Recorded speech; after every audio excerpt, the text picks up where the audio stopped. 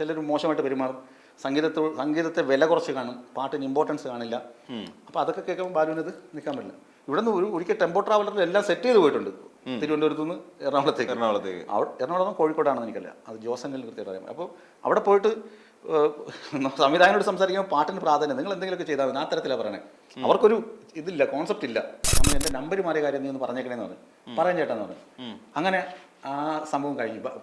പിന്നെ ഞാൻ അറിയുന്നത്, പിന്നെ രാവിലെ പ്രബോധ് എൻ്റെ ഡെസ്കിൽ, ന്യൂസ് 8 ഡെസ്കിൽ നിന്ന് പ്രബോധ് രാവിലെ വിളിച്ചിട്ട് ഒരു 5 മണി കഴിയും സമയത്ത് വിളിച്ചിട്ട് പറഞ്ഞു ബാലഭാസ്കറിൻ്റെ വണ്ടി അപകടത്തിൽപ്പെട്ടു.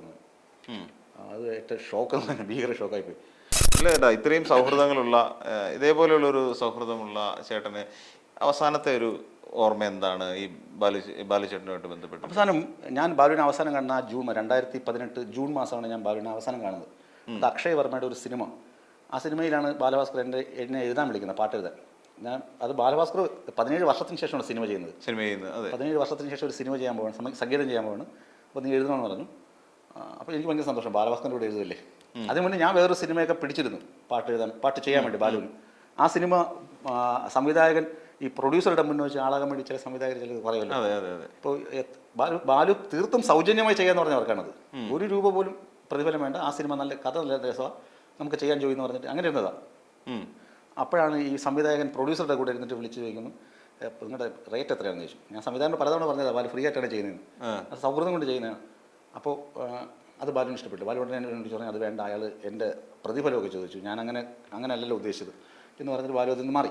പിന്നീടാണ് ഈ അക്ഷയ് വർമ്മയുടെ സിനിമ. അക്ഷയ് വർമ്മ ബാലുവിൻ്റെ നല്ല അത്രയും ക്ലോസ് ഫ്രണ്ടാണ് എറണാകുളത്തുള്ള. അപ്പോൾ അക്ഷയ് വർമ്മയുടെ സിനിമ വന്നപ്പോൾ അതുപോലെ തന്നെ സൗഹൃദമാണ് ഇതിനകത്ത് പ്രധാനം. അതുകൊണ്ടാണ് ബാലു ചെയ്യാൻ ഏൽക്കുന്നതും. പിന്നെ ഒരു സ്ഥലത്തൊക്കെ സിനിമ ഈ പാട്ട് ചെയ്യാൻ പോയിട്ട് പാട്ടിന് പ്രാധാന്യമുള്ള സിനിമ ആയിരിക്കില്ല. അവിടെ പോയിട്ട് അങ്ങനത്തെ അനുഭവങ്ങൾ വെച്ചിട്ടാണ് ബാലു സിനിമാ സംഗീതം വിടുന്നത്. ചിലർ മോശമായിട്ട് പെരുമാറും, സംഗീതത്തെ വില കുറച്ച് കാണും, പാട്ടിന് ഇമ്പോർട്ടൻസ് കാണില്ല. അപ്പോൾ അതൊക്കെ കേൾക്കുമ്പോൾ ബാലുവിനത് നിൽക്കാൻ പറ്റില്ല. ഇവിടെ നിന്ന് ഒരിക്കൽ ടെമ്പോ ട്രാവലറിൽ എല്ലാം സെറ്റ് ചെയ്ത് പോയിട്ടുണ്ട്, തിരുവനന്തപുരത്ത് നിന്ന് എറണാകുളത്തേക്ക്. എറണാകുളം കോഴിക്കോടാണെന്ന് എനിക്കല്ല, അത് ജോസങ്ങളിൽ കൃത്യമായിട്ട് അറിയാം. അപ്പോൾ അവിടെ പോയിട്ട് സംവിധായകനോട് സംസാരിക്കുമ്പോൾ പാട്ടിന് പ്രാധാന്യം, നിങ്ങൾ എന്തെങ്കിലുമൊക്കെ ചെയ്താൽ മതി, ആ തരത്തിലാണ് പറയണേ. അവർക്കൊരു ഇതില്ല, കോൺസെപ്റ്റ് ഇല്ല. അപ്പോഴേക്കും അവിടെ തിരിച്ചു വന്നു. അങ്ങനെയൊക്കെ സംഭവിച്ചിട്ടുണ്ട്. അപ്പോൾ ഞാൻ പറഞ്ഞത്, ബാലു എന്നെ വിളിച്ചു, പാട്ട് എഴുതാൻ വരാൻ പറഞ്ഞു. അപ്പോൾ ഞാൻ പറഞ്ഞു അതെ വരാം. അപ്പോൾ സാധാരണഗതിയിൽ ഞാനവിടെ ചെന്ന ശേഷമായിരിക്കും ഉറക്കടിക്കുന്നത്. ഞാനവിടെ വീട്ടിലെത്തിയ ശേഷം അവൻ്റെ പുതിയ വീട് എനിക്ക് അറിയില്ല.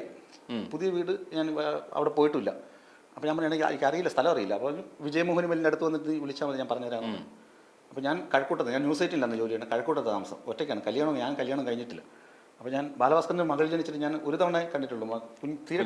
പിന്നെ ഈ 2 വയസ്സാകുന്ന സമയത്ത് ഞാൻ കണ്ടിട്ടുമില്ല. അപ്പോൾ ഞാൻ പറഞ്ഞു ഞാൻ വരാമെന്ന് പറഞ്ഞു. രാവിലെ വിളിക്കുക 6 മണിക്ക്, അത് കഴിഞ്ഞ് 7 മണിക്ക് വിളിച്ചു. അപ്പോൾ ഇവിടെ ഞാൻ ഇറങ്ങുന്നില്ല, 9 മണിക്കെല്ലാം എത്താൻ പറഞ്ഞു. എനിക്ക് ഇവിടുന്ന് 1 മണിക്കൂർ മതിയില്ല 2 വീലറിലെത്താൻ, ഞാൻ എത്തിക്കോളാം.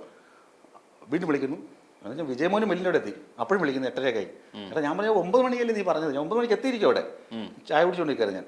പൂജപ്പുര. എന്നിട്ട് ഞാൻ എത്തിയിട്ട് അവ എന്നെ കണ്ടു, എന്നെ വാതിൽ തുറന്ന് എന്നെ കണ്ട്. എന്നിട്ട് പറഞ്ഞാൽ നീ ഇവിടെ ഞാൻ കുളിച്ചിട്ട് വരാമെന്ന്. മീൻസ് അപ്പോഴാണ് കുളിക്കാൻ കയറുന്നത്. പിന്നെ ഒരു കുളിയും തേവാരൊക്കെ കഴിഞ്ഞിട്ട് തിരിച്ചെത്തി പാട്ട് ചെയ്തു. ആ പാട്ടൊരു ദുരന്ത പാട്ടായിപ്പോയി. അതായത് ഞാൻ തനിച്ചെങ്ങോ പോകുന്നു എന്നൊക്കെ പറഞ്ഞിട്ട്. ആക്ച്വലി ഈ പാട്ട് എഴുതുന്നത് ഡമ്മിയാണ് എഴുതുന്നത്. ആദ്യം ബാലു സംഗീതം തരുമ്പോൾ ഡമ്മി എഴുതും ഞാൻ. ഡമ്മി എന്ന് പറഞ്ഞാൽ ബാലുവിൻ്റെ റൈമിങ്ങിനനുസരിച്ച് വാക്കുകൾ, ഇതേപോലെ സമാനമായ വാക്ക് മതിയല്ലോ. പിന്നെ അപ്പോൾ അതാകുമ്പോൾ ആ റൈമിങ് അടുക്കുകയാണ് ആദ്യത്തെ പരിപാടി. അതിനുശേഷമാണ് പിന്നെ ഒറിജിനൽ സംഭവം പാടാനുള്ള സാധനം എഴുതുന്നത്. അപ്പോൾ അത് കുറെ കൂടി ബെറ്റർ ആയിരിക്കും. പാടാനുള്ള സാധനം കുറച്ചുകൂടി അടുക്കും ചിട്ടയൊക്കെ ഉണ്ടാവും. അപ്പോൾ ഇത് എഴുതിയപ്പോൾ പറഞ്ഞു ഇതാണ് എനിക്ക് വേണ്ടത്. അത് ഞാൻ മറ്റേ ചരടുമായി പോകുന്നു, എന്നാരെ കഴുത്തി പിടിച്ച് വലിക്കുന്നു, ആ തരത്തിലുള്ള പാട്ട്, ഒരു വല്ലാത്ത പോകുന്ന പാട്ടാത്. അപ്പോൾ അത് അവന് ഭയങ്കര ഇഷ്ടപ്പെട്ടു. നമ്മുടെ ഇന്നത്തെ അന്വയം ശരിയില്ല. അതായത് ഒരു വരിയിൽ നിന്ന് അടുത്ത വരി ഒരു കണക്ഷൻ വേണം. നമ്മൾ കണക്ഷൻ ഇല്ല, ഇതൊരുമാതിരി കാഫ്കയുടെ നോവൽ പോലെ ഇരിപ്പുണ്ടെന്ന് പറഞ്ഞു. അപ്പോൾ ഇത് മതി, ഇതാണ് വേണ്ടത്, ഈ സിനിമയ്ക്ക് ഇതാണ് വേണ്ടതെന്നാണ്.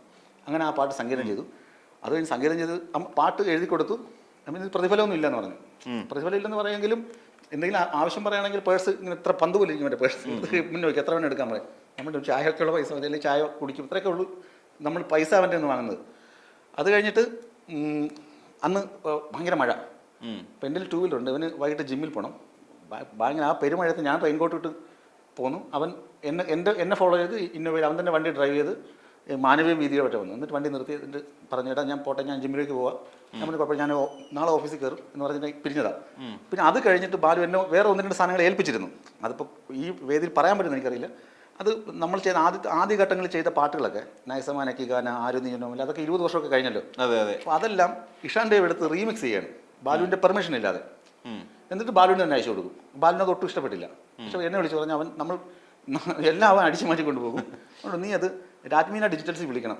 വിളിച്ചിട്ട് അയാളുടെ കയ്യിൽ നിന്ന് കോപ്പിറൈറ്റ് വാങ്ങണം. കോപ്പിറൈറ്റ് വാങ്ങിയിട്ട് നമുക്കിത് ഒരിക്കലും ചെയ്തിറക്കാം എന്ന് പറഞ്ഞു. ആ സമയത്ത് എനിക്ക് പറ്റി പിന്നെയുള്ള കമ്മ്യൂണിക്കേഷൻ നടക്കാതെ അതാണ് എന്നോട് ബാലു അവസാനമായിട്ട് ആവശ്യപ്പെട്ടത്. അപ്പോൾ ഞാൻ രാജ്മീന ഡിജിറ്റൽസിൻ്റെ ആളുകളെ ബന്ധപ്പെടാനുള്ള ശ്രമമൊക്കെ നടത്തി. അപ്പോൾ എന്ത് ചെയ്യും, ബാലു എൻ്റെ ഒഫീഷ്യൽ നമ്പറിലേക്കാണ് വിളിക്കുന്നത്, പേഴ്സണൽ നമ്പറിലേക്കല്ല. പേഴ്സണൽ നമ്പർ അവൻ്റെ കൈവശം ഉണ്ടോ എന്ന് എനിക്കറിയില്ല. എൻ്റെ ഒഫീഷ്യൽ നമ്പർ വോഡഫോണിൽ നിന്ന് ജിയോയിലോട്ട് മാറി. റിലയൻസ് ജിയോ ഇൻട്രൊഡ്യൂസ് ചെയ്ത സമയം കൂടിയാണ്. ജിയോ ഞാൻ റിലയൻസിൻ്റെ കമ്പനിയിലാണല്ലോ. അപ്പോൾ ജിയോ ഫോണായി. ആ നമ്പറിൽ നിന്ന് വിളിച്ചിട്ട് ബാലുവിട്ട് ഫോൺ എടുക്കുകയില്ല. കാരണം അവന് ഈ നമ്പർ പരിചയമില്ല, അറിയില്ല. അവൻ തിരിച്ചു വിളിക്കുമ്പോൾ അത് തെലുങ്കിലായിരിക്കും മറുപടി പറയണേ. അപ്പോൾ അങ്ങനെ കമ്മ്യൂണിക്കേഷൻ മുഴുവൻ പോയി. അതിനുശേഷം പിന്നെ പ്രളയം വന്നു. പ്രളയം വന്നപ്പോൾ എന്ത്, ബാലഭാസ്കർ പറഞ്ഞ ഇഷാൻ ദേവ് എന്ന പെരുങ്കള്ളനാണ് നന്മയുള്ള ലോകമേ ചിട്ടപ്പെടുത്തിയിരിക്കുന്നത്. അപ്പോൾ ബാലുവിന് ഒന്നുകൂടി സങ്കടം വന്നതാണ്. ഇവന് ഇഷാൻ ദേവിനെ കൊണ്ട് ചെയ്യിച്ചു. ഞാനിവിടെ ഉണ്ടായിരുന്നല്ലോ, എന്നാൽ ഞാനിവനെ വിളിക്കുന്നുണ്ട്, ഇവൻ ഫോൺ എടുക്കുന്നില്ല. അതാണ് ഒരു പ്രശ്നം. ഇവൻ്റെ ഫോണിൽ എൻ്റെ നമ്പർ ഉണ്ടാവും, പക്ഷേ എൻ്റെ പേഴ്സണൽ നമ്പർ എടുക്കുന്നില്ല. അവൻ അറിയില്ല, ആരാ അപരിചിതനാണല്ലോ. അത് എടുക്കും, ഒഫീഷ്യൽ നമ്പർ മാത്രമേ അവനെ അറിയത്തുള്ളൂ. അങ്ങനെ ആയിരിക്കണം ഫോൺ എടുത്തിട്ടില്ല. അപ്പോൾ ഞാൻ ഈ പാട്ട് വന്നു, ഈ നന്മയുള്ള ലോകമൊക്കെ ഭയങ്കര ഹിറ്റായി പോയി. നമ്മൾ പോലും പ്രതീക്ഷിക്കാതെ ഭയങ്കര ഹിറ്റാണ്. അത് അവൻ്റെ സംഗീതവും പാടിയതും ഒക്കെ മെച്ചപ്പെട്ട സംഭവം തന്നെയാണ്. അതിനകത്ത് ലിറിക്സും അതിൻ്റെ പ്രധാനപ്പെട്ട പങ്ക് വഹിച്ചിട്ടുണ്ട്. ആ ഒരു സന്തോഷമൊക്കെ കൊണ്ട്. പക്ഷേ ആ പാട്ട് അന്ന് വന്നു. അത് കേരളം മുഴുവൻ ഏറ്റെടുത്ത ഒരു പാട്ട്, മലയാളികളെല്ലാവരും. ആ പാട്ടൊക്കെ എൻ്റെ ഒരു കരിയറിൻ്റെ വഴിത്തിൽ പോയി. എന്നിട്ട് ഞാൻ ബാലഭാസ്കറിനെ തേടുകയാണ്. ബാലഭാസ്കർ കാണുന്നില്ലല്ലോ. അപ്പോൾ ഞാനൊരു സിസ്റ്റം വാങ്ങാൻ വേണ്ടി ഒരു ഹാർഡ്വെയർ ഷോപ്പിൽ പോകും, കമ്പ്യൂട്ടർ ഷോപ്പിൽ പോകും. പോയപ്പോൾ തമ്പി അവിടെ ഉണ്ട്. അപ്പോഴാണ് ഞാൻ എൻ്റെ തമ്പി ഹാർഡ്വെയറിൻ്റെ ഉസ്താദാണ്, പ്രകാശൻ തമ്പി. അപ്പോൾ തമ്പിയോട് ഞാൻ ചോദിച്ചു, അവനോട് അത് ചീത്ത വിളിച്ചാൽ ചോദിക്കും. എനിക്ക് അത്രയും സ്വാതന്ത്ര്യമുണ്ട് ബാലുവിൻ്റെ അടുത്ത്. വേറെ ആരും അങ്ങനെ സ്വാതന്ത്ര്യം ഇല്ല. ബാലുവിൻ്റെ എൻ്റെ അടുത്ത് എനിക്ക് അത്രയും സ്വാതന്ത്ര്യമാണ്. ഞങ്ങളുടെ വിൽക്കേണ്ടത് അങ്ങനെയാണ്. അത് മറ്റു കൂട്ടുകാർക്ക് അത്ര ഇഷ്ടമാകണമെന്നില്ല. ബാലു എന്നോട് അഭിപ്രായം ചോദിച്ചിട്ട് മറ്റു കാര്യങ്ങൾ ചെയ്യത്തുള്ളൂ. പണ്ടും ഈ സമയത്ത് അടുത്ത സമയത്തും അങ്ങനെ തന്നെ. ബാലു മരിക്കുന്നതിന് മുന്നേ ചില കാര്യങ്ങൾ ചെയ്യുന്നതിന് മുന്നേ എടാ ഞാൻ അങ്ങനെ ചെയ്താൽ ശരിയാകുമോ, പ്രത്യേകിച്ച് ബാൻഡിൻ്റെ റീലോഞ്ചിന് അത് ചോദിച്ചു. അതിനെക്കുറിച്ച് വാർത്ത കുറിപ്പ് കൊടുക്കാൻ പറഞ്ഞു. അങ്ങനെയൊക്കെ ഒരുപാട് ആശയവിനിമയം നടക്കും. അപ്പോൾ ബാലുയോടും തമ്മിയോട് ചോദിച്ചു. തമ്പി പറഞ്ഞു, ബാലു ചേട്ടൻ വീട്ടിലുണ്ട്. നമ്മൾ പ്രളയ സമയത്ത് നമ്മൾ വിളിച്ചിട്ട് കിട്ടുന്നില്ലല്ലോ, നമ്മൾ എൻ്റെ നമ്പർ മാറിയ കാര്യം നീ ഒന്ന് പറഞ്ഞേക്കണേന്ന് പറഞ്ഞു. പറയാൻ ചേട്ടാന്ന് പറഞ്ഞു. അങ്ങനെ ആ സംഭവം കഴിഞ്ഞു. പിന്നെ ഞാൻ അറിയുന്നത്, എന്നെ രാവിലെ പ്രബോധ് എൻ്റെ ഡെസ്കിൽ, ന്യൂസ് 18 ഡെസ്കിൽ നിന്ന് പ്രബോധ് രാവിലെ വിളിച്ചിട്ട് ഒരു 5 മണി കഴിയും സമയത്ത് വിളിച്ചിട്ട് പറഞ്ഞു, ബാലഭാസ്കറിൻ്റെ വണ്ടി അപകടത്തിൽപ്പെട്ടു. അത് ഏറ്റവും ഷോക്ക്, ഭീകര ഷോക്കായിപ്പോയി. അപ്പോഴത്തേക്ക് ഞാൻ ആ ബാലുവിൻ്റെ നമ്പറിൽ തന്നെ വിളിച്ചു. വിളിച്ചപ്പോൾ പോലീസാണ് എടുത്തത്. പറഞ്ഞു മോള് മരിച്ചുപോയി, മറ്റുള്ളവരെ മെഡിക്കൽ കോളേജിലോട്ട് കൊണ്ടുവന്നു. അപ്പോൾ ഞാൻ നേരെ ബിനു ഐ.പി. വിളിച്ചു, ഞങ്ങളുടെ കൂട്ടുകാരൻ പാർട്ടി സഖാ ബിനു ഐ.പി. വിളിച്ചു. ബിനു ഐ.പി. നിന്ന് ബിജു മുരളീധരനെ വിളിച്ചു. ഞങ്ങൾ ഒരു ബെൽറ്റ് ഉണ്ട് കൂട്ടുകാർ, പിന്നെ അമ്പിളി അണ്ണൻ, നമ്മുടെ കുറച്ച് കൂട്ടുകാരുണ്ട് എസ്.എഫ്.ഐയുടെ പഴയ, അതേ കോളേജ് മുതലെയുള്ള സൗഹൃദം. എല്ലാവരും വിളിച്ചിട്ട് അലർട്ടാക്കിയിട്ട് ഞാൻ നേരെ മെഡിക്കൽ കോളേജ് എത്തി. മെഡിക്കൽ കോളേജ് എന്നപ്പോൾ കാഷ്വാലിറ്റിയിലുള്ള ആൾ പറഞ്ഞു അനന്തപുരി കൊണ്ടുപോയി. അപ്പോഴത്തന്നെ അറിയാം വേറെ ആരുടെ ഇടപെടലിനകത്ത് വേറെ നടക്കുന്നുണ്ട്. എന്നിട്ട് പേടിച്ചാണ് ഞാൻ അനന്തപുരി എത്തുന്നത്. കാരണം ബാലുവിൻ്റെ അച്ഛൻ എന്നെ കണ്ടു ഞാൻ ചീത്ത വിളിക്കും. ബാലു പറഞ്ഞേക്കുന്നത് അച്ഛൻ്റെ മുന്നിൽ പോയി ചാടലെന്നെ പറഞ്ഞേക്കുന്നത്. അവിടെ എത്തി അച്ഛനോട് സംസാരിച്ചു. അപ്പോൾ അച്ഛൻ്റെ നിന്ന് പെർമിഷൻ വാങ്ങിയിട്ടാണ് തമ്പി പോയിട്ട് പോലീസ് സ്റ്റേഷനിൽ സാധനമൊക്കെ എടുക്കുന്നത്. സ്വർണവും പണമൊക്കെ, പേഴ്സ്, മൊബൈലൊക്കെ കൊണ്ടുപോകുന്നത്. അതൊക്കെ കഴിഞ്ഞ് പിന്നെ ക്രമേണ നോക്കുമ്പോൾ തമ്പിയുടെയും വിഷ്ണുവിൻ്റെയും സ്വഭാവത്തിലെ മാറ്റങ്ങൾ കാണുന്നുണ്ട്. അതെന്തൊക്കെ മാറ്റങ്ങളാണ്? ഒന്ന് ലക്ഷ്മിയുടെ തമ്പ് ഇംപ്രഷൻ വെച്ചിട്ട് പൈസ എടുക്കാൻ നോക്കുന്നു. അതിൻ്റെ ആവശ്യം ഉണ്ടായിരുന്നില്ല. പിന്നെ ഇവരുടെ ഇടപെടൽ. ഇഷാൻ ദേവ് വന്ന് ലിഫ്റ്റിൽ നിന്ന് ബാലഭാസ്കർ ചത്തട മരിക്കുന്നതിന് മുന്നേ ഇഷാൻ ദേവ് പറയും ചത്തട ഇനി അടുത്ത് ഞാനാണ് എന്ന് ആളെടുത്ത് പറയുന്നത് കേൾക്കുക. മനസ്സിന് ഇഷാൻ ദേവ് അങ്ങനെ പറഞ്ഞിട്ടുണ്ടോ? ഇഷാൻ ദേവ് അങ്ങനെ ഒരു ക്യാരക്ടറാണ്, അതുകൊണ്ട് പറയുന്നത്.